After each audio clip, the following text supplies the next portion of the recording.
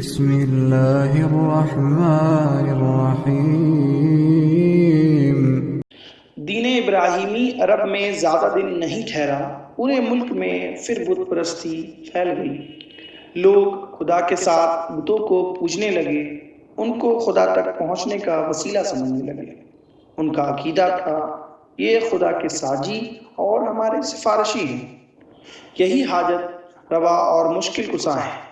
چنانچہ مصیبتوں میں انہی کو پکارتے، فریادیں بھی انہی سے کرتے اور مرادیں بھی انہی سے مانگتے۔ ابراہیم علیہ السلام تو خالص توحید کے داعی تھے اور شرک و بت پرستی سے بیزار، لیکن یہ لوگ ان کا سکھایا ہوا سبق بھول گئے اور مورتیوں کے پجاری بن گئے۔ لیکن ایسا ایک دم نہیں ہو گیا، اس میں بھی زمانہ لگا۔ نہ جانے کتنی صدیاں بیت گئیں اور نہ جانے کتنی نسلیں گزر گئیں، تب جا کے کہیں شرک کو پیر رکھنے کی جگہ ملی۔ یہ شرک آیا کہاں سے؟ بت پرستی پھیلی کیسے؟ بات یہ تھی کہ ابراہیم علیہ السلام اور اسماعیل علیہ السلام سے عربوں کو بے انتہا عقیدت تھی۔ کعبہ انہی دونوں کی تعمیر تھی، اس لیے ان کو کعبے سے بھی بڑی محبت تھی۔ پھر یہ محبت اس تک محدود نہ رہی، اس کے ارد گرد جتنے پتھر تھے وہ بھی ان کے نزدیک بہت ہی محبوب اور متبرک بن گئے۔ پھر بات یہیں تک نہ رہی، جو لوگ مکے سے کچھ دور رہتے تھے وہ کعبے کے پاس سے پتھر اٹھا اٹھا کر لے گئے اور اپنے یہاں نصب کر لیے۔ اب وہ کعبے کی طرح ان کا طواف کرتے، حجر اسود کی طرح ان کو بوسہ دیتے۔ اس طرح وہ عقیدہ جس کے خلاف حضرت ابراہیم علیہ السلام نے زندگی بھر جہاد کیا تھا، عرب میں پھر لوٹ آیا۔ پھر ایک بات اور تھی جس کی وجہ سے یہ عقیدہ اور تیزی سے پھیلا۔ آتش فشا پہاڑ پھٹ پھوٹتے تو لاوے کی شکل میں جو پتھر نکلتے، ان کے بارے میں تصور تھا یہ ٹوٹے ہوئے ستارے ہیں جو آسمان سے زمین پہ آ گئے ہیں۔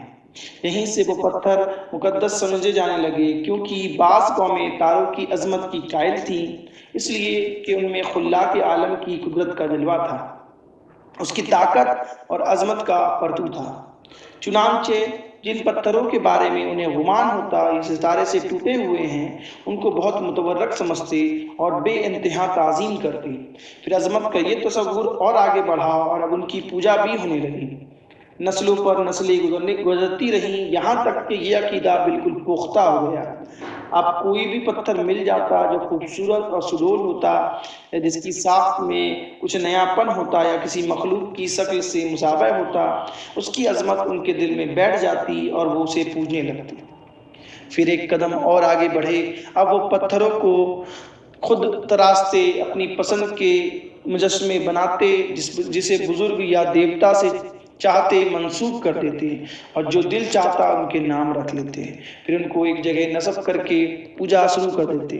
عقیدت و محبت میں ان پر نذرانے چڑھاتے، ان کے نام کی منتیں باندھتے۔ ان کا خیال تھا اس طرح وہ دیوتا اللہ کے ہاں سفارش کریں گے، بگڑے ہوئے کام بنا دیں گے اور آخرت میں ذریعہ نجات ہوں گے۔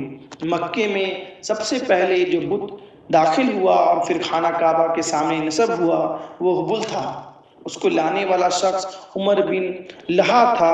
یہ کہیں سفر کر رہا تھا اور راستے میں ایک مقام سے گزر ہوا، دیکھا لوگ مورتیاں پوج رہے ہیں، اس کو بہت بھلا معلوم ہوا۔ ان سے کہا ایک مورتی ہمیں بھی دے دو، ہم اپنے یہاں لے جائیں گے، ہم بھی اس کی پوجا کریں گے۔ لوگ بخوشی تیار ہو گئے اور وہ مورتی لے کر مکے آ گیا۔